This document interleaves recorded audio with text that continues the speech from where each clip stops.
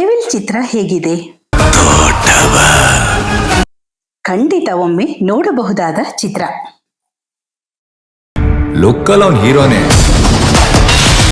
Trailer ನೋಡಿ ಚಿತ್ರದ ಹೆಸರು ಡೆವಿಲ್ ಅಂತ ಇರೋದ್ರಿಂದ ದರ್ಶನ್ ವಿಲನ್ನ ಅಂತ ಪ್ರಶ್ನೆ ಬರುತ್ತಲ್ವಾ?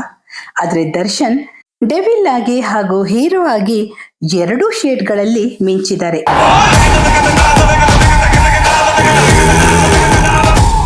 ಇಡೀ ಚಿತ್ರವನ್ನ ದರ್ಶನ್ ತಮ್ಮ ಹೆಗಲ ಮೇಲೆ ಹೊತ್ತು ಸಾಗಿದ್ದಾರೆ ಅಂತ ಹೇಳಿದ್ರು ಖಂಡಿತ ತಪ್ಪಾಗಲ್ಲ.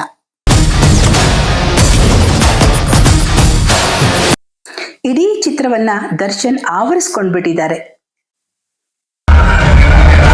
A brother from another mother, but not the same father. ಅವರ ನಂತರ ಅಚ್ಯುತ್ ಕುಮಾರ್ ಅವರಂತೂ ಆ ಪಾತ್ರದಲ್ಲೇ ಜೀವಿಸಿಬಿಟ್ಟಿದ್ದಾರೆ.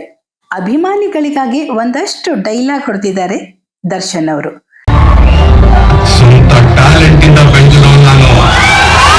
ಅವರ ಡೈಲಾಗ್ಗೆ ಆಕ್ಟಿಂಗ್ಗೆ ಅಭಿಮಾನಿಗಳ ಶಿಳ್ಳೆ ಚಪ್ಪಾಳೆ ಜೋರಾಗಿ ಸಿಗತ್ತೆ.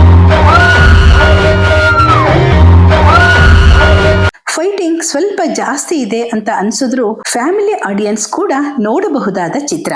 ಎಲ್ಲೂ ಬೋರ್ ಹೊಡ್ಸಲ್ಲ. ಸೂರ್ಯನಿಗೆ ತುಂಬಾ ಹೊತ್ತು ಗ್ರಹಣ ಇದೆಯಲ್ಲ, ನಾನು ಬರ್ತಿದ್ದೀನಿ. 2 ಗಂಟೆ 50 ನಿಮಿಷದ ಚಿತ್ರ ಇದು.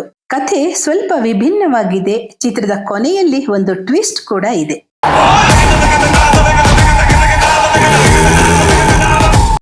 ಕನ್ನಡ ಸಿನಿಮಾಗಳನ್ನ ಕನ್ನಡಿಗರೇ ನೋಡಿ ಗೆಲ್ಲಿಸ್ಬೇಕಲ್ವಾ? ಒಮ್ಮೆ ಥಿಯೇಟರ್ಗೆ ಹೋಗಿ ಡೆವಿಲ್ ಚಿತ್ರವನ್ನ ನೋಡ್ಕೊಂಡು ಬನ್ನಿ.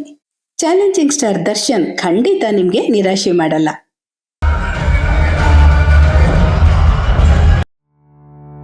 ಕಲಾಚಂದನ ಯೂಟ್ಯೂಬ್ ಚಾನೆಲ್ನ ಸಬ್ಸ್ಕ್ರೈಬ್ ಮಾಡಿ, ಲೈಕ್ ಮಾಡಿ, ಶೇರ್ ಮಾಡಿ. ಬೆಲ್ ಐಕಾನ್ ಒತ್ತೋದನ್ನ ಮರಿಬೇಡಿ.